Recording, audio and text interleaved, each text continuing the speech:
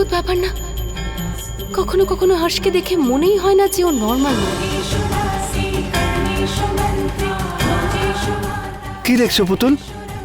আরতি নাও, সবাই ওয়েট করছে তো, তাড়াতাড়ি নিয়ে নাও।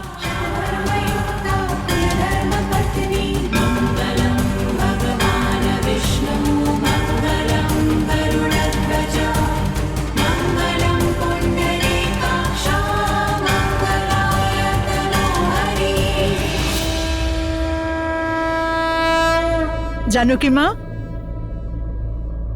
এই দেখো তোমার জন্য গিফট। আমাদের পরিবারের নিয়ম যে মকর সংক্রান্তির দিন স্বামী তার স্ত্রীকে উপহার দেয়। কিন্তু তুমি আমাকে কেন বলনি যে পুতুলকে আজকের গিফট দিতে হবে? আমি তো পুতুলের জন্য কিছুই আনিনি। পুতুল, আই এম সরি, আমি কিছুই আনিনি। আমার কাছে পিগি ব্যাংকে টাকা আছে, আমি নিয়ে আসছি। হর্ষদা আরে, কি কি করছো হলো? তোমারই তো গিফট, সে তো ঠাকুমা তোমাকে নিজের হাতে দিচ্ছে। নিয়ে তুই নিজের হাতে দে। এটা আমার ভালো লাগছে না। আমার গিফট তো বেস্ট হয়। হর্ষ, এটা স্পেশাল। না, আমার স্পেশাল গিফট এটা নয়। এটা কোথাও পাওয়া যায় না, সেটাকে যেন কি collection. Rare collection, special rare collection এটা। নে এবার পরিয়ে দে। হর্ষ, নাও, জেদ করে না, পরিয়ে দাও।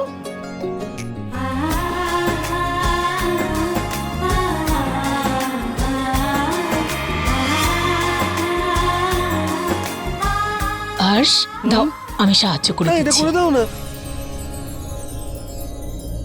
এই নাও মা। থ্যাংক ইউ ঠামি, থ্যাংক ইউ মা।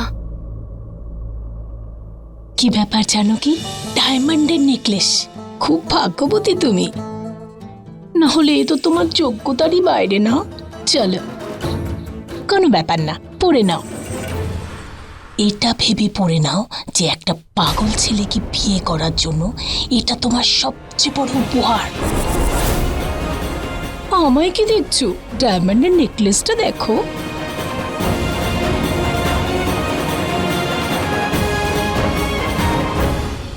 নিশার বাবা, এসো না, রান্না হয়ে গেছে, দিয়ে দিয়েছি। নিতিনের ফোন হবে। হ্যাঁ, কথা বলো। হ্যালো হ্যালো বাবা, তোমাদের দুজনকে মকর সংক্রান্তির অনেক অনেক শুভেচ্ছা। জামাই, আর তোকে মকর সংক্রান্তির অনেক শুভেচ্ছা রইল। একটু ধর।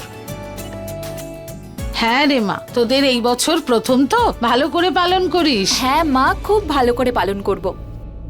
মা, কিছু হয়েছে নাকি? তোমাদের দুজনকে খুব উদাস মনে হচ্ছে। অন্য কারোর ফোনের অপেক্ষায় ছিলে? জানকীদির ফোনের? না রে মা, তেমন কোনো কথা নয়। আসলে কি, এবার সংক্রান্তিতে আমি আর তোর বাবা একদম একলা, সেই জন্য একটু খারাপ লাগছে। একা কেন? নিতিন কোথায় আছে? আরে মা, ও তো এখনো পাটনাতেই, জানি না কবে ফিরবে। সেই জন্য আমরা দুজনেই শুধু সংক্রান্তি পালন করছি। তোদের সবাইকে মিস করছি খুব। বাবা, নিতিন এখানে আছে? কিন্তু বাবা, ও তো আমাদের সামনে বেরিয়ে গেছিল। হ্যাঁ রে মা, বেরিয়েছিল, তবে কলেজের কিছু কাজ এসে পড়ে, তাই আটকে গেছে। কিন্তু ও জানকীর সঙ্গে কথা বলে, আজ দেখা করতে যাবে বলেছে ও। জানিস নিশা, আমার তো মনে হয় নিতিন আমাদের ভুলেই গেছে, একবারও ফোন করে না। আমি কথা বলছি ওদের সাথে। আর তাছাড়াও নিতিন যদি জানকীদির টাচে থাকে তাহলে ঠিকই থাকবে। কিন্তু হ্যাঁ, তোমরা দুজন কোনো বিষয়ে টেনশন করবে না, ঠিক আছে? ঠিক আছে, নিজেদের খেয়াল রাখিস।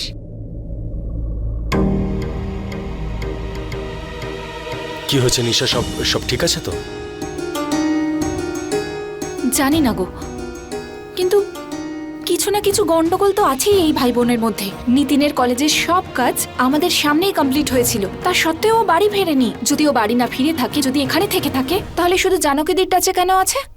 টান টান টান রুহি। বৌদি, এই বাড়িতে এটা তোমার প্রথম মকর সংক্রান্তি হতে পারে, তবে আমি কিন্তু তোমায় ছাড়বো না। হ্যাঁ, আশা করো না তোমায় কোনো দয়া করবো আমরা। হ্যাঁ বৌদি, আজকে তো তোমাকে আর দাদাকে হারিয়েই ছাড়বো আমরা, যাই হয়ে যাক না কেন। হর্ষ আবার কোথায় গেল? এতক্ষণে তো উপরে চলে আসার কথা। তুই টান টান টান টান টান। আরে রাজেশ দা, তুমি এসো না, আমাদের সঙ্গে ঘুরি ওড়াও। সারাক্ষণ ওদিকে হ্যাঁ দাঁড়িয়ে রয়েছো। রাজেশ, যাও, তুমিও একটু এনজয় করো। সব সময় কাজ নিয়ে পড়ে থাকো। মা, আমি এক্ষুনি একটা কল করে আসছি।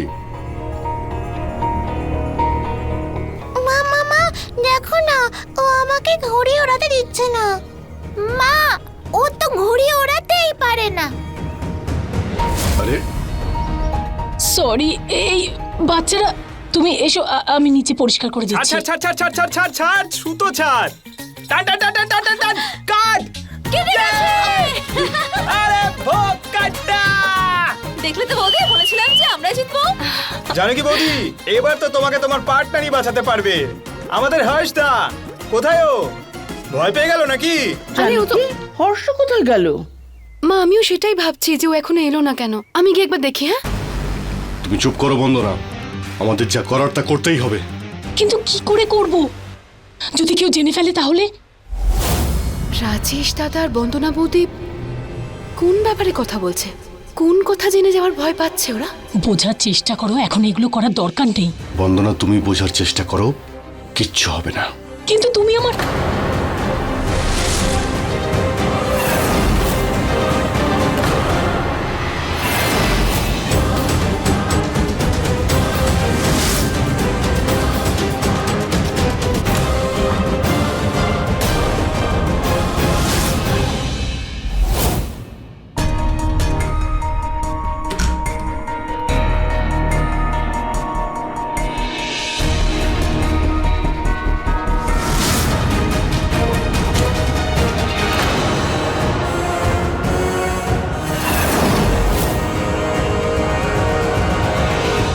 রাজেশ দাদা আর বন্দনা বৌদি কোন ব্যাপারে কথা বলছে?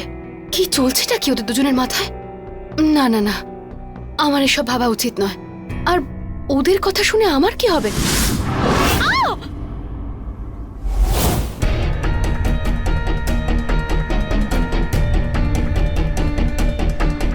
আমি শিওর ওই মেয়েটা ভেতরে আছে, সেই জন্য এই ফ্যাক্টরিতে এত সিকিউরিটি দিয়েছে ওরা। যাই হয়ে যাক না কেন, আমাকে ভেতরে যেতে হবে। দিদির জীবনের ব্যাপার এটা।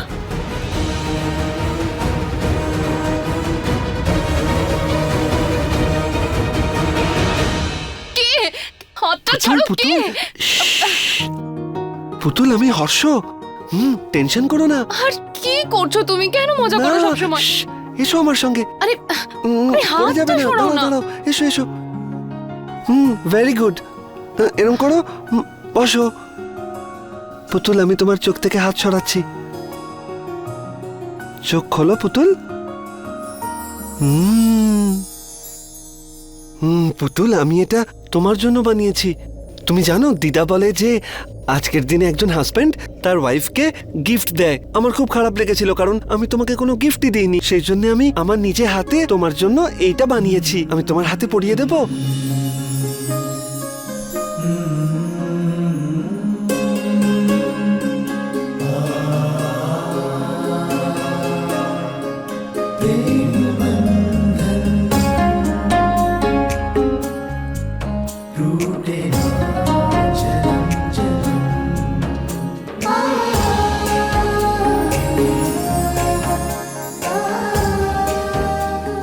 পুতুল, দেখো ওইটার উপর কি লেখা আছে? H R J. এইচ এর মানে কি হলো? আমি হর্ষ শাস্ত্রী। আর জে মানে তুমি, আমার পুতুল, জানো কি?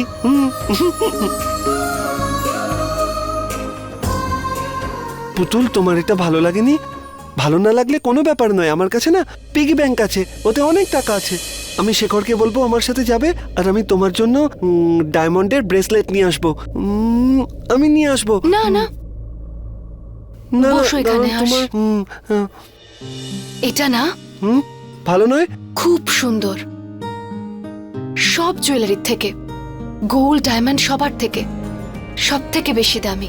এটা তুমি আমার জন্য ভালোবেসে বানিয়েছো তো, তাই আমি এটা সব সময় পরে থাকবো। পুতুল, থ্যাংক ইউ।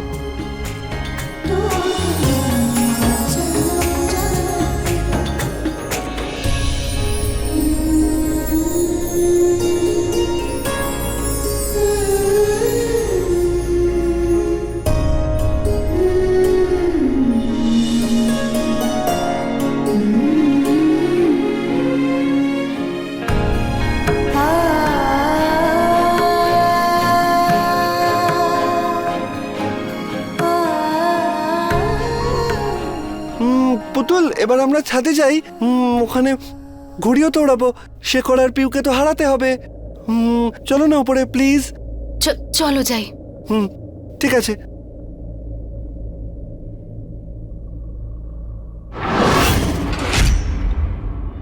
পুতুল, তুমি জানো আমার ঘুড়ি ওড়াতে এত ভালো লাগে, এত ভালো লাগে ঘুড়ি ওড়াতে।